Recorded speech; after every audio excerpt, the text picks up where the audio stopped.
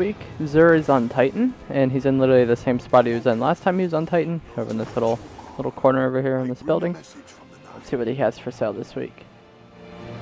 Alright, he has Sweet Business, and this is a very good exotic. I use this a lot in the beta, and it's actually one of the few exotics in the game that I didn't have yet.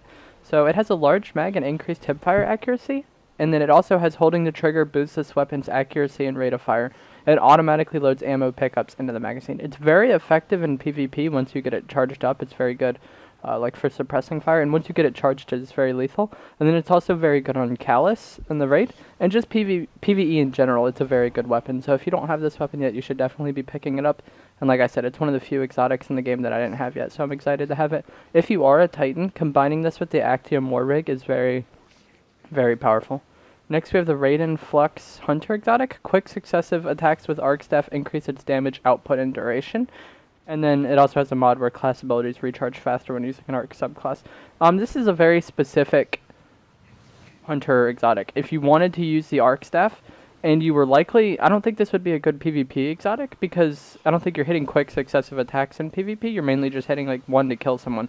But mainly if you wanted to use this in PvE to clean up ads, if that's what you use your Arc Staff for, this is probably the best Hunter exotic in the game for you, and I think he has actually already sold this once. Next we have Doomfang Pauldron, and this is Titan exotic, where Shield Bash melee kills recharge shield throw, melee ability kills recharge sentinel shield super. So your melee ability kills give you more super energy, and then also makes your super very effective in the Void super. The Shield Bash melee kills recharge shield throw, and generally you only have one shield throw, unless you have like the spec where you get two. Well, with this you can melee a guy, throw a shield, melee a guy, throw a shield, melee a guy, throw a shield. You can just keep doing that continuously, and it makes the shield super very, very effective. If you are playing a Void Titan, this is probably the exotic you should be running because it's very effective, and it makes your super like drastically better. You're gonna be producing so many more orbs for your team, and that's just gonna allow your team to have so many more supers up. And then we also have the Winter's Gilly Warlock exotic. Eliminating enemies with melee attacks increases your melee damage. This is very good when combined with a Devour ability, I think, because I think you have to melee someone to trigger that. And then you can just go around meleeing like little ads and you keep getting your health back. Overall, this doesn't seem like that amazing of an exotic. It is subclass neutral, and maybe it could be useful in like certain situations in PvP where like you're in close range with several opponents. But overall, this doesn't seem like that great of a Warlock exotic, and I think there's potentially better Warlock exotics out there. If you want to try this, the cost of 23 shards really isn't that prohibitive, but I don't think too highly about this exotic at the moment. But I don't play a Warlock. I could be wrong about that, and this may be a very good exotic. But just glancing at it and like looking at it and reading what it does, it just doesn't seem like that amazing of an exotic.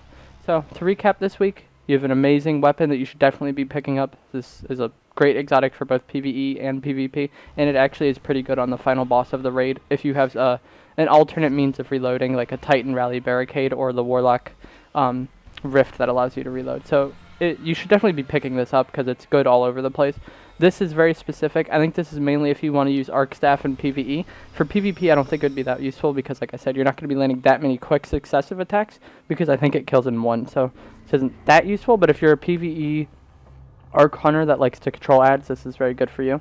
And then also, this is definitely a very good Void Titan exotic. If you want to use your Titan exotic in PvE, or even PvP, this could be somewhat useful because it allows you to get more shield throws out. It's not as amazing in PvP because you're not just going to be spamming kills all over the place, but in PvE, this is definitely going to make your Void super drastically more lethal. And then this is very situational. It just depends how often you melee people. Maybe it could be combined with certain abilities in the Warlock's tree to give you like super melee damage. I'm not really sure, but as it stands, like this looks kind of like a weak exotic to me. So I think you should definitely be picking up these first three, and then this last one is really just situational and based upon like how much you use the melee. That's going to be it for this video, guys. This is a pretty decent week for Xur. I think the Sweet Business and the Doomfang Pauldrons are both top tier weapons, or like top weapons and armor, and then this is pretty good, and then this is mostly situational. If you enjoyed this video, a like rating is appreciated, and if you want to see future Destiny 2 videos from me, consider subscribing. Thank you for watching.